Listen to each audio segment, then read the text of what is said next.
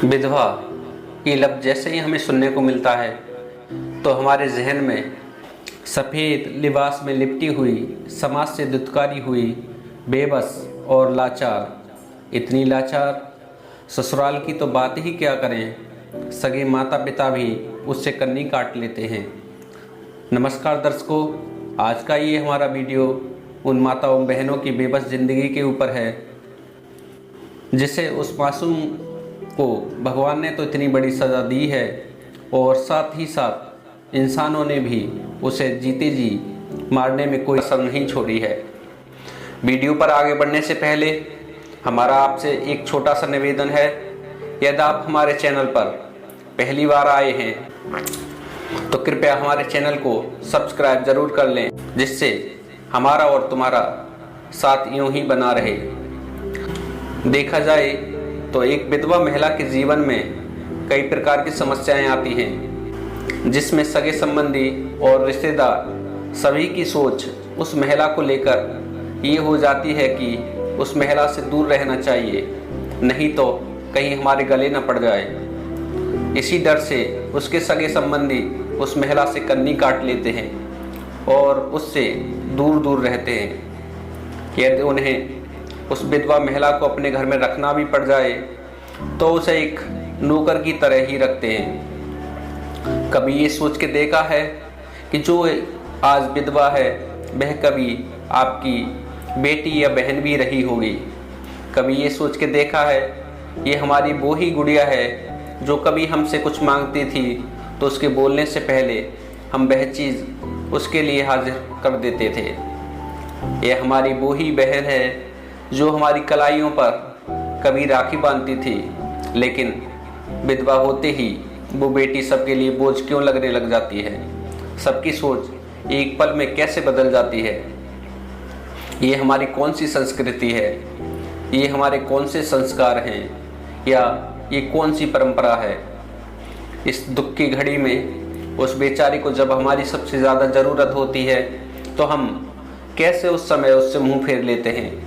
कभी सोच कर देखा है, उस पर तो वैसे ही दुखों का पहाड़ टूटा हुआ है, उस पर हम लोग उससे मुंह फेर कर उसे और भी बेबस कर देते हैं। धिक्कार है हम पर, धिक्कार है ऐसी कुरीतियों पर। दिखावे के लिए हौसला अफजाई तो बहुत से लोग करते हैं, कहते हैं अब तुम्हें अपने बाल बच्चों की ओर देखना चाहिए, इस तरह धैर्य नहीं खोना चाहिए और तुमको हौसला रखना चाहिए, या तुम्हें किसी तरह की कोई ज़रूरत पड़ी तो हम तुम्हारे साथ हैं। ये जो सिलसिला है लगभग साल भर तो चलता ही है। उसके बाद धीरे धीरे सभी अपनी अपनी दुनिया में मस्त हो जाते हैं और उसे बेसहारा छोड़ देते हैं। उसके बाद सभी उस महिला से कन्नी काटना शुरू कर देते हैं। यहीं से उस विधवा महिला की परीक्षाएं शुरू हो जाती हैं। किसी सगे संबंधी से या गवर्नमेंट से जब कोई मदद की आशा करती है तो उसे निराशा ही हाथ लगती है। दफ्तरों के चक्कर पर चक्कर लगाकर वह थक सी जाती है। थक हार कर जब वह इन समाज के लोगों के पास जाती है तब इसी सब समाज के लोग उसका साथ देने से कतराते हैं। सोचते हैं कहीं विधवा स्त्री के साथ जाने से हमारी बदनामी ना हो जाए, कोई हमें उसके साथ देखेगा तो क्या कहेगा। यदि उसकी मदद करते भी हैं तो मदद कम सौदा ज़्यादा करते हैं, ऐसा सौदा कि जो बताने में भी शर्म आए, यानी उसकी इज्जत का सौदा। धिक्कार है ऐसे समाज पर। आखिर हमारा ये सभ्य समाज ये क्यों नहीं समझता कि विधवा स्त्री कोई खेलने का खिलौना नहीं है, वह भी जीती जागती एक करुणामयी स्त्री है। उसके पास भी मन है, उसके पास भी हृदय है, उसकी भी कुछ भावनाएं हैं। ये समाज ये क्यों नहीं समझता। जब वह विधवा हो जाती है तब समय रुक सा क्यों जाता है। क्या कोई स्त्री जानबूझकर विधवा होती है, इसमें उस बेचारी का क्या दोष। हालांकि लोग बाग उसके दुख दर्द दूर करने के लिए हामी तो भरते देखे जाते हैं, लेकिन जब उसे उन लोगों से कोई काम पड़ता है तो सब पीछे हट जाते हैं। अधिकतर लोगों के मन में विधवा महिला से फ़ायदा उठाने की बात ही होती है, लेकिन उनके मन में भलाई करने का दिखावा करके उसकी इज्जत से खेलने की लालसा होती है। आखिर तुम एक विधवा महिला की इज्जत को मटिया मेट करके तुम कौन सी भलाई करना चाहते हो? दुनिया जैसी दिखती है अक्सर वैसी होती नहीं है। बाहर से देखने में तो ऐसे लगेंगे कि जाने ये कितने सभ्य हैं, लेकिन उनके मन में अंदर इतनी कुटिलता भरी रहती है। हालांकि विधवा स्त्री को सच्चे सहारे की ज़रूरत तो होती है, लेकिन सहारा न देकर अधिकतर लोग उसकी झोली में दुख दर्द ही डालते हैं। कोई उसकी संपत्ति हड़पना चाहता है, तो कोई उससे पैसा ऐंठना, तो कोई उसकी इज्जत से खेलना चाहता है। मेरा उन माताओं बहनों से कहना है, इससे तो अच्छा है खुद मेहनत मजदूरी कर अपने बाल बच्चों का पालन पोषण करें। किसी भी परिस्थिति में अपनी इज्जत का सौदा ना करें और कभी भी किसी का मोहताज बनकर ना जिए। और ऐसे व्यक्ति के विषैले ढंग से बच के रहना चाहिए जो तुम्हारा हमदर्द बनकर तुम्हारी इज्जत से खेलना चाहता हो, ताकि किसी की मदद या उपकार के बदले आपको दबकर या आत्मसम्मान बेचकर न जीना पड़े। आजकल हर जगह पर स्त्री को काम मिल जाता है। काम कोई छोटा या बड़ा नहीं होता। जहाँ पर नैतिकता और ईमानदारी हो वहीं पर काम करना चाहिए, चाहे वहाँ पर कुछ पैसे कमी ही क्यों न मिले। लेकिन आपको यदि इज्जत मिलती है तो ऐसी जगह पर काम करने में कोई बुराई नहीं है। इन सब बातों के लिए आपको घर से बाहर निकलना पड़ेगा। समाज में अपने आप को निडर बनाना होगा।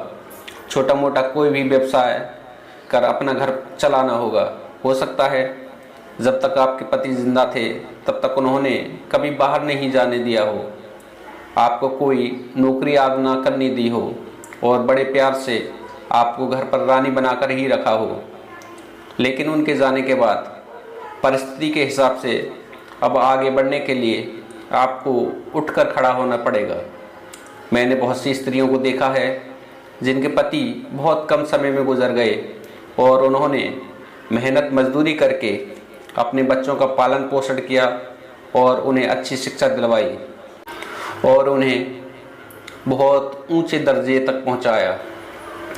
इसके लिए उन्होंने कभी किसी के आगे मदद को हाथ नहीं फैलाए। यदि किसी से मदद की उपेक्षा भी करती हो तो ध्यान रखें वह बदले में तुम्हारी इज्जत से खिलवाड़ भी कर सकता है।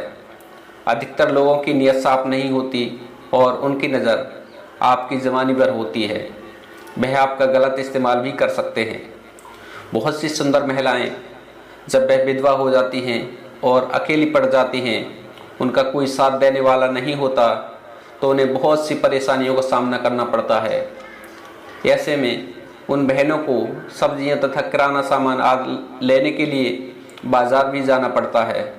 न जाएंगी तो रोज़ रोज़ उन्हें कौन बाज़ार से सामान ला कर देगा, क्योंकि बच्चे भी बहुत छोटे होते हैं। ऐसे में उनका सुंदर होना ही उनके जी का जंजाल बन जाता है। जब वह महिला बाज़ार जाती है तो उसके नज़दीकी लोग और आस पड़ोस के लोग यदि उसे किसी से बात करते हुए देखते हैं तो मनगढ़ंत बातें बनाना शुरू कर देते हैं। पुरुष तो ऐसी बातें कम ही करते हैं। इसके विपरीत अधिकतर स्त्रियां ही ऐसा करती हैं। यह बहुत ही शर्म की बात है। एक स्त्री होकर दूसरी स्त्री का आप दर्द नहीं समझ सकते। धिक्कार है ऐसी स्त्रियों पर जो उसकी मजबूरी नहीं समझ सकते। यदि कोई विधवा स्त्री किसी के पति या भाई से कोई भी सामान बाजार से मंगा ले या हंसकर किसी से 2 मिनट बात भी कर ले तो उसे ऐसे देखते हैं जैसे वह उसके पति या भाई को भगा कर ले जाएगी। उन बेबस महिलाओं के प्रति हमारे समाज में उन स्त्रियों की ऐसी विचारधारा देखकर मन बहुत ही दुखी होता है। ऐसी स्थिति में एक विधवा की हालत बहुत ही दयनीय हो जाती है और उनका जीवन जीना भी बहुत दूभर हो जाता है। यह कलुषित भावनाएं पता नहीं हमारे समाज से कब खत्म होंगी और एक विधवा महिला जाने कब सुकून से रह पाएगी। हमें विधवा स्त्री की सच्चे मन से मदद करनी चाहिए और उसे सच्चा मार्ग दिखाना चाहिए। इसी के साथ उसका हौसला भी बढ़ाना चाहिए। वह विधवा स्त्री कोई भी हो सकती है, चाहे आपकी माँ हो, चाहे बहन हो, भाभी हो या पड़ोसी या कोई संबंधी या मित्र। आज दूसरी स्त्री पर ये वक्त की मार पड़ी है। भगवान ना करे कभी यदि ऐसा हो कि हमारे साथ भी ऐसा हो जाए तो फिर क्या करेंगे। इसलिए सभी को सम्मान की नज़र से देखना चाहिए। हमें सदैव ये याद रखना चाहिए हमारे किसी कार्य से उनके मन को ठेस ना पहुँचे। जितनी हमारी सामर्थ्य हो उसके हिसाब से निस्वार्थ भाव से हमें उनकी मदद करनी चाहिए। यदि आपको हमारे विचार पसंद आए हों तो आपसे विनम्र निवेदन है, कृपया हमारे YouTube चैनल सत्यार्थ दर्शन को सब्सक्राइब जरूर कर लें, जिससे हमारा और आपका साथ यूं ही बना रहे। और इस वीडियो को लेकर आपके मन में कोई विचार हो तो कृपया कमेंट के माध्यम से अपने विचार हमसे साझा जरूर करें। इसी आशा के साथ मैं अपने वीडियो को समाप्त करता हूं कि आप आज के बाद किसी विधवा की मदद जरूर करेंगे। यदि आप ऐसा करते हैं तो राधा रानी आप पर जरूर कृपा करेगी। आज की वीडियो देखने के लिए आप सभी बहनों भाइयों का दिल से धन्यवाद। जय श्री कृष्णा।